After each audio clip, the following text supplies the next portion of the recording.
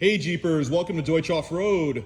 We've got something special here for you today. Besides these two awesome shop Jeeps, we've also added a brand new 2024 JL Wrangler Rubicon to our fleet. Now this is a little bit of a refresh on the Wrangler that we've seen since 2018.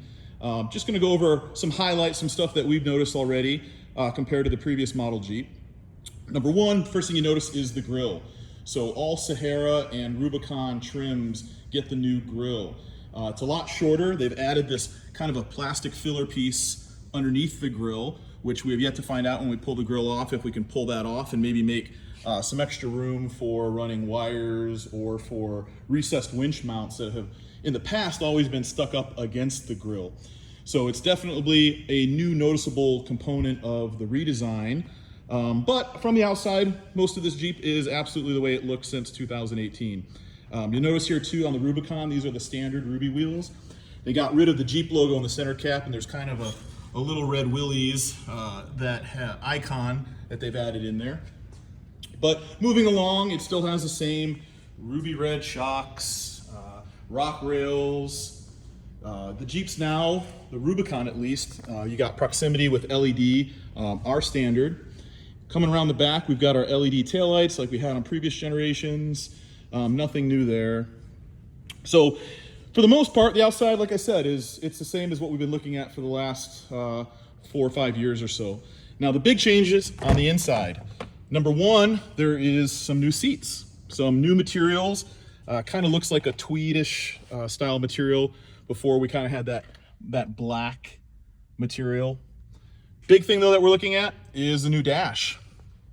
So let's turn it on. The start button has now been recessed because of this new 12.3-inch screen that we saw in the Grand Cherokee, Grand Wagoneer, and some of the other Stellantis vehicles.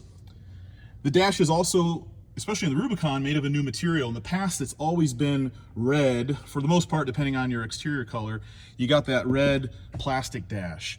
This new one is more of a rubbery textured material, and it's got red stitching and a little red, there's a little, what it used to look like the whole dash in each of the corners. But the money is right there on that new head unit. That 12.3-inch screen spans side to side. It's also got some new air vents here at the bottom that you'll notice that they've gone to kind of rectangular vents versus the round vents we had before. Rubicon also seems to come standard with 4 auxiliary switches. That was an option as part of the some of the other packages that Jeep offered. And on this one, we also have heated seats and heated steering wheel, which of course were also options on the previous model. Now, something else you'll notice from the outside, we got rid of the antenna. Now the antenna, we've got our logo on the windshield, but now they've embedded the antenna into the screen, or I'm sorry, into the windshield. So it's good luck to those cheap windshield replacements. I'm sure for a while it'll be a little bit harder to get this glass. They did help a little bit by using Gorilla Glass, but as we've seen in the past, even Gorilla Glass might only last the ride home from the dealership after you've gotten the Jeep. Now, going back on the inside, a couple other changes that we've seen is we now have wireless CarPlay. So you don't have to log or hook your phone into the USB ports anywhere on the dash anymore.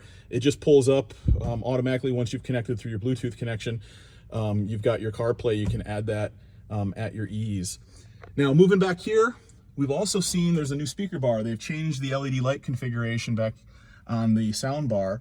So the speaker shapes are a little bit different, the grille surrounds are different, and then they split what was 4 LEDs up in here into 2 in the speakers as well as the 2 that are there. But for the most part, it's the same old Jeep we've been looking at. Engine configurations are the same. This one happens to be a 2-liter turbo, but they also have the 3.6-liter V6, which we've seen forever in the Wrangler and as well as the Gladiator. Also to mention on this one, the front camera was also standard. This one had an MSRP of around $60,000. From what we've seen, the least expensive Jeep that you can configure would be least expensive Rubicon to configure would be a soft top manual, and that starts at an MSRP of around $49,000. So if you had hardtop automatic, you're going to be probably somewhere in the 55 to 57 range. So no longer has the Rubicon been, you know, a cost-effective option. It's up there with the price of way more expensive SUVs. But like we see, like with the camera, the LED package, and some of the other features, we are getting more for our money compared to the past. So that's it now from now, guys, from Doetsch Off-Road. We'll end it just showing you off a couple of our shop rigs. We got the Wrangler on UD60s, and we've got our cool moto-built bobbed bed Gladiator. Also, we've got our, we call this one Scrummy. It's a Mazda Scrum, lifted up, straight from Japan, right-hand drive. Here's a look at our bobbed bed Gladiator, which you guys have seen in some of our Instagram videos. All right, well, we appreciate you spending the time with us, and we're gonna start tearing into this Wrangler ASAP. Some plans that we have for it include a set of UD60 axles. We're gonna be doing a TerraFlex suspension on it. We've got a whole host of upgrades, including fenders, of course, new tires and wheels. So it's gonna be a really cool build. So look out for it, and we appreciate you. Take care.